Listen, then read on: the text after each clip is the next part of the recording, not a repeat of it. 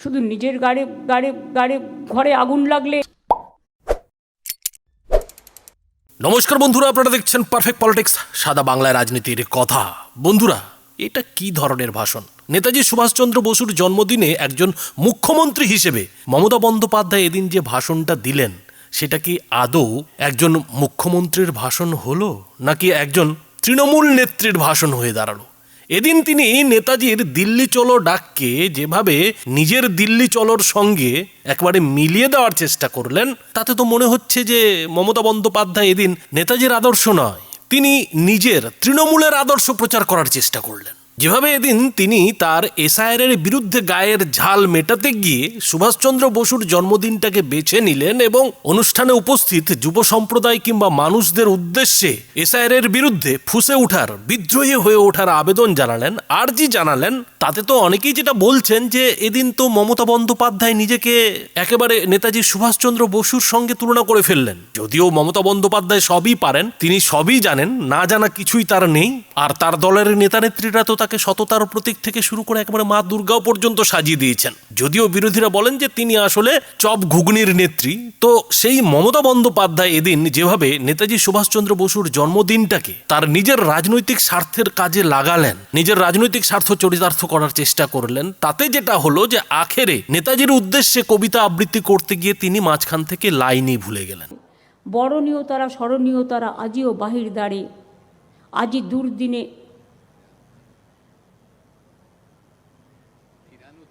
ফিরানো তাদের ব্যর্থ নমস্কারে। আর এখানেই সমালোচকেরা যেটা বলছেন যে মমতা বন্দ্যোপাধ্যায় তো এদিন আর নেতাজির জন্মদিনে ভাষণ দিতে আসেননি, তিনি তো এসছেন তার রাজনৈতিক কথাবার্তা বলতে। ফলে এসআইআর এর বিরোধিতায় এদিন তিনি কি বলবেন, ইলেকশন কমিশনের বিরোধিতায় এদিন তিনি কি বলবেন, সেটা বেশি করে ভাবতে গিয়ে আসল কাজটাই তিনি গুলিয়ে ফেলেছেন। কিন্তু মমতা বন্দ্যোপাধ্যায়ের এখন গোলানো ছাড়া আর উপায় কি আছে? কেননা এসআইআরকে যেভাবে তিনি ঠেকাতে ব্যর্থ হয়েছেন, তার এত বিরোধিতা, এত রণকৌশল, এত ছল চাতুরি সত্ত্বেও যেভাবে এ রাজ্যে এসআইআর প্রায় শেষ হতে চলেছে, তাতে মমতা বন্দ্যোপাধ্যায় যে ভেতরে ভেতরে জ্বলে পুড়ে খাক হয়ে যাচ্ছেন, সেটা কিন্তু তিনি এদিন নিজেও স্বীকার করেছেন। আর নিজে স্বীকার করতে গিয়ে ঠিক কি বলেছেন বন্ধুরা দেখুন। ভারতবর্ষের মনীষীদের অসম্মান করা হচ্ছে। সে মহাত্মা গান্ধীজি হোক, বিশ্বকবি রবীন্দ্রনাথ ঠাকুরই হোক, নেতাজি সুভাষচন্দ্র বসুই হোক, বাবা সাহেব আম্বেদকারই হোক, বল্লভভাই প্যাটেলই হোক,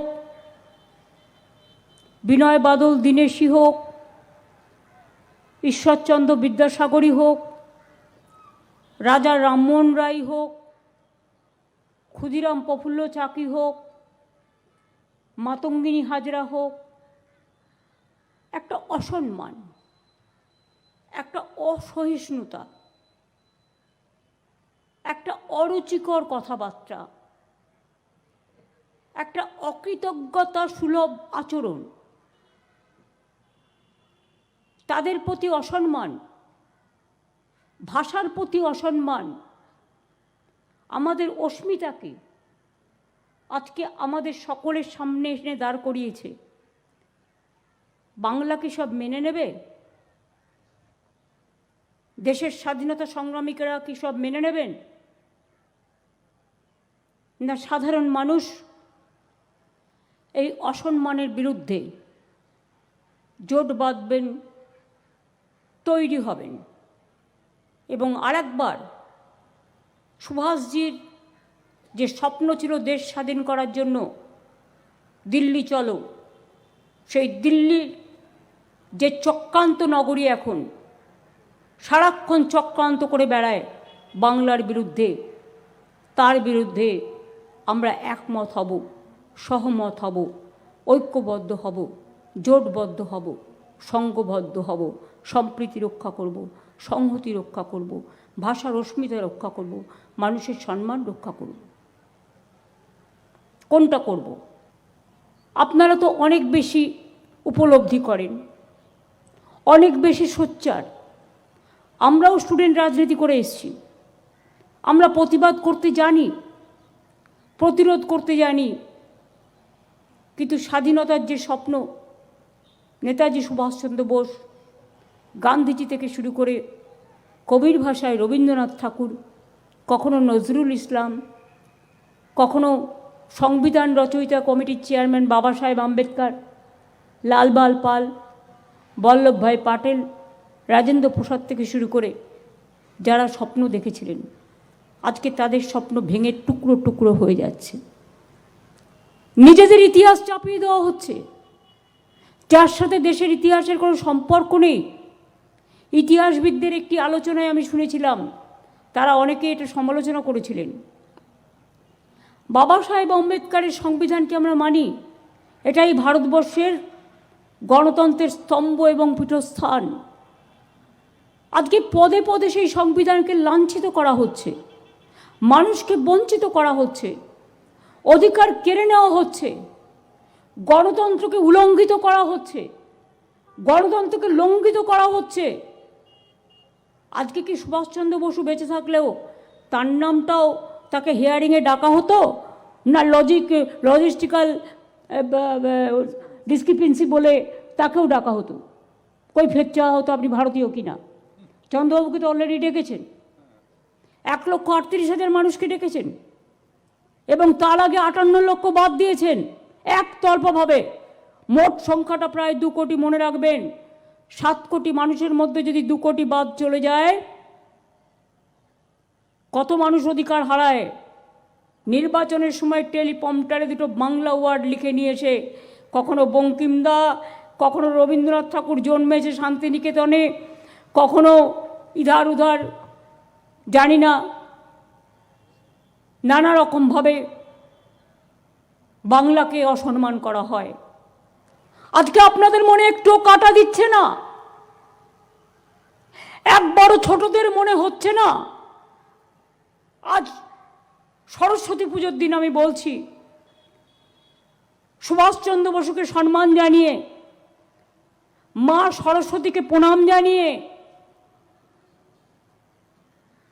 110 জনের বেশি মানুষ মারা গেছেন।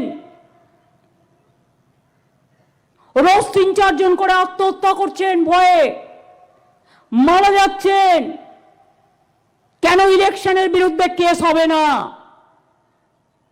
এত মৃত্যুর দায় ইলেকশন কমিশনকে নিতে হবে এবং গভর্নমেন্ট অফ ইন্ডিয়াকে নিতে হবে। পার্টির নাম আমি নাইবা বললাম। এবার বলুন, অমর্ত্য সেনকে ডেকেছে কেন? বাবা মায়ের বয়সের ফারাক, ওরা বিয়েটাও ঠিক করে দেবে, এরপরে কে কাকে প্রেম করবে সেটাও ঠিক করে দেবে। এখন অবশ্য ঠিক করে দিচ্ছে কে কি খাবে, কে কি খাবে না সেটাও, কে কি পড়বে, কে কি পড়বে না সেটাও। এরপর থেকে ঠিক করে দেবে বাচ্চা আদৌ জন্মাবে কি জন্মাবে না, আর জন্মালে ওনাদের পারমিশন নিয়ে জন্মাতে হবে। এইটুকু তো বাকি আছে। আজকে বলছি তার কারণ কণ্ঠে আমার আগুন, হৃদয়ে আমার দুরন্ত ব্যথা। আমার যদি শরীরে রক্তে শিরা উপশিরা থাকে, আমার শরীরে যদি শিরা উপশিরা থাকে, আমার রক্তের যদি একটুও তেজ থাকে, যে নেতাজি সুভাষচন্দ্র বোস বলেছিলেন, তোমরা আমাকে রক্ত দাও, আমি দেব স্বাধীনতা। আমি রক্ত দেবার কথা বলছি না, রক্তটাকে রক্ষা করুন, প্রাণটাকে বাঁচান। ছাত্রছাত্রীরা এগিয়ে আসুন, যৌবন এগিয়ে আসুন, খেলোয়াড় থেকে শুরু করে, শিল্পী থেকে শুরু করে, সংস্কৃতি প্রেমী মানুষ থেকে শুরু করে। শুধু নিজের গাড়ি ঘরে আগুন লাগলে জ্বালা লাগে, পাশের প্রতিবেশীর গায়ে আগুন লাগলে জ্বালা লাগে না। আমি কিন্তু রাজনৈতিকভাবে কথাগুলো বলছি না। একটা মানুষের জীবনের দাম অনেক বেশি। একটা মানুষের প্রাণ কাঁদলে আমার প্রাণ কাঁদে। আমি মনে করি সে যত দূরেই থাক, সে আমার আত্মার আত্মীয়। তাই মনে রাখবেন, আজকে যে অবিচার চলছে, অন্যায় চলছে, নেতাজি সুভাষচন্দ্র বোস বলেছিলেন, আমরা অন্তরের সঙ্গে দেশকে ভালোবাসি না, স্বজাতিকে ভালোবাসি না, তাই আমরা করি গৃহবিবাদ। তাই আমাদের মধ্যে জন্মে মীর জাফর ও বিচাদ, আজও তারা মরেনি, তাদের বংশ বৃদ্ধি পেয়ে চলেছে। শুধু বৃদ্ধি পেয়ে চলেছে না, আজকে আমাদের লড়াই করতে হচ্ছে কৌরব পক্ষের সাথে, মানবতাকে লড়াই করতে হচ্ছে অমানবিকতার সাথে। মানবিকতা বনাম দানবিকতার লড়াই হয়ে গেছে। কিসের জন্য মিসম্যাচ আর মিসম্যাপ? তুমি বাংলা জানো না, বড়াই করছো, বাংলা ভাষাকে অসম্মান করে মিসম্যাচ আর মিসম্যাপ করে মানুষকে যন্ত্রণায় ফেলছো। এই যন্ত্রণা আগামী দিন তোমাদেরও ভুগতে হবে, জেনে রেখো। অন্যায় কখনো কাউকে ক্ষমা করে না, অন্যায়কে ক্ষমা করতে নেই। আজকে ভাবছো ক্ষমতায় আছো, কাল ক্ষমতায় থাকবে না, সেদিন জেনে রেখো মানুষ কিন্তু পেছু ছাড়বে না। যেখানে পালাও, মানুষ কিন্তু বলবে পালাবার পথ নাই, জো মাছে পিছে। তো বন্ধুরা, বুঝতেই পারছেন যে এসআইআর নিয়ে মমতা বন্দ্যোপাধ্যায় এবার শেষ চেষ্টা শুরু করে দিয়েছেন। মরণ কামড় দেওয়া কিন্তু শুরু করে দিয়েছেন। আর সেই মরণ কামড় দিতে গিয়ে তিনি যেখানেই ভাষণ দিচ্ছেন, তা সে সরকারি অনুষ্ঠান হোক আর বইমেলাই হোক, নেতাজি সুভাষচন্দ্র বসুর জন্মদিনই হোক কিংবা নবান্নের সাংবাদিক বৈঠক, সব জায়গাতেই তিনি এই এসআইআরটাকে ঠেকানোর জন্য মানুষকে বিরোধিতার কথা বলছেন, মানুষকে কিন্তু লড়াইয়ে নামার কথা বলছেন, প্রতিবাদের পথে নামার কথা বলছেন। আর ঠিক এই জায়গাটাতেই যেটা প্রশ্ন উঠছে যে তৃণমূল নেত্রী কি শেষ মুহূর্তে এসআইআরকে ভণ্ডুল করার চেষ্টা চালাচ্ছেন, যেন তেন প্রকারেণ যাতে এই এসআইআরকে বাতিল করা যায়, সেই চেষ্টাই কি মমতা বন্দ্যোপাধ্যায় শুরু করে দিলেন? আর তার সেই যে চেষ্টা, সেই চেষ্টাকে তিনি কিভাবে সুকৌশলে নেতাজি সুভাষচন্দ্র বসুর যে আদর্শ, সেই আদর্শের সঙ্গে একেবারে গুলিয়ে খাইয়ে দিলেন। তিনি তার ভাষণের কয়েক মিনিট মাত্র নেতাজিকে নিয়ে কথা বললেন, আর বাকি সময়টা পুরোপুরি তিনি এসআইআর বিরোধিতায় কাজে লাগালেন, এসআইআর বিরোধিতা করে গেলেন। এবং সেই কাজের জন্য যেভাবে তিনি নেতাজির পরিবারকে পর্যন্ত ব্যবহার করলেন, তাতে অনেকেই যেটা বলছেন যে আসলে মমতা বন্দ্যোপাধ্যায় যে এরই মধ্যে ফেঁসে গেছেন, এসআইআরের জালে তিনি ধরা পড়ে গেছেন, সেটাই কোথাও প্রমাণ হচ্ছে। আর সুভাষচন্দ্র বসুকে নিয়ে তিনি যা বললেন, তার উত্তর বন্ধুরা রাজ্যের বিরোধী দলনেতা শুভেন্দু অধিকারী কিন্তু দিয়ে দিয়েছেন। আর এ নিয়ে কথা বলতে গিয়ে তিনি ঠিক কি বলেছেন বন্ধুরা দেখুন। যেখানে জানানো হয়, শ্রদ্ধা জানালেন, সেই মালাটা ফেলে দেওয়া, এটা কতটা মানে পিডাব্লিউডি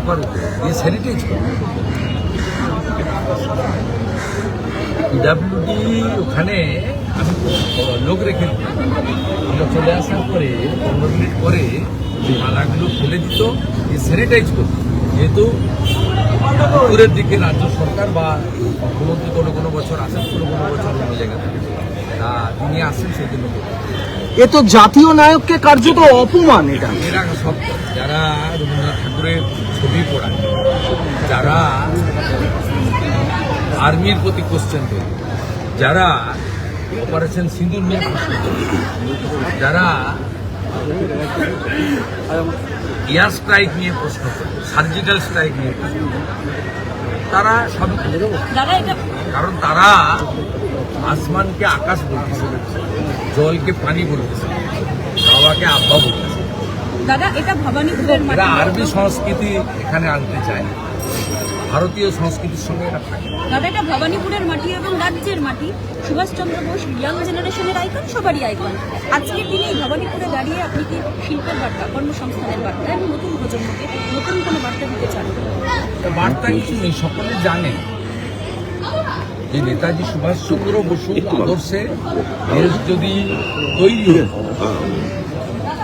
এবং পরিবারতান্ত্রিক শাসনের হাতে দেশ না চলে যেত, আজকে দেশ অন্য জায়গায় চলে। মোদীজি চেষ্টা করছেন নেতাজি সুভাষচন্দ্র বসুর স্বপ্ন পূরণ করা। আশা করি ধীরে ধীরে দূরে ভারত পরিণত হবে। যেমন ভারত 12তম অর্থনৈতিক স্থান থেকে আজকে 4র্থ অর্থনৈতিক শক্তিশালী দেশ হয়েছে। আগামী দিনে নিশ্চিতভাবে বিকশিত ভারত হবে, এবং বিকশিত ভারত তখনই হবে যখন বিকশিত ভারত। দাদা একটু অন্য প্রশ্ন করছি। তিনি বলেছেন এটা আমাদের সকলের দুর্ভাগ্য যে অন্তর্ধানের এত বছর পরও কোনো পুনরা হলো না। ওনার ফাইলগুলো তো অপ্রকাশিত ফাইল, তো আমাদের দেশের প্রধানমন্ত্রী নরেন্দ্র মোদী আসার পরে প্রকাশিত। এসব কথা বলে তো লাভ নেই, সব কথা বলে লাভ নেই। ভবানীপুরে আমি আছি এতক্ষণ, এটাই উনি বিচলিত। ঘন ঘন টুইট করবেন, পুলিশের কাছে ফোন করবেন। আমি আরও অনেকক্ষণ ভবানীপুরে সরস্বতী পুজোর উদ্বোধনে যাব। আমি ভবানীপুর বিধানসভা 36 সরস্বতী পুজো আমন্ত্রণ এবং ফোন তুলে রাখা, এটা একদম ফাঁকা হয়ে সারাদিন ভবানীপুরে। আমি এখান থেকে ভবানীপুরের যাব আমি আমার বিধানসভা কেন্দ্র বা পূর্ব মেদিনীপুরে আমাদের অংশগ্রহণ করতাম। আজকে একাধারে বাগদেবী শ্বেতশুভ্র দেবী বিদ্যার দেবীর পুজো, অন্যদিকে নেতাজি সুভাষচন্দ্র বসু জন্ম, দুটো মিলিয়ে এক জায়গায়। কিন্তু শুরুটা করলাম প্রাতঃস্মরণীয় ভারতরত্নকে প্রণাম করে। ধন্যবাদ জানাই তার পরিবারের বন্ধুবর্গকে যারা বাড়িতে প্রবেশ করার সুযোগ দিলেন, এবং আমার আজকে একটা অমূল্য প্রাপ্তি হলো নেতাজি সুভাষচন্দ্র বসুর ব্যবহৃত গাড়ি, সেই গাড়ি আজকে আমি দর্শন করলাম, একটা ছবি রাখলাম, এটা আমার লাইফ টাইমের।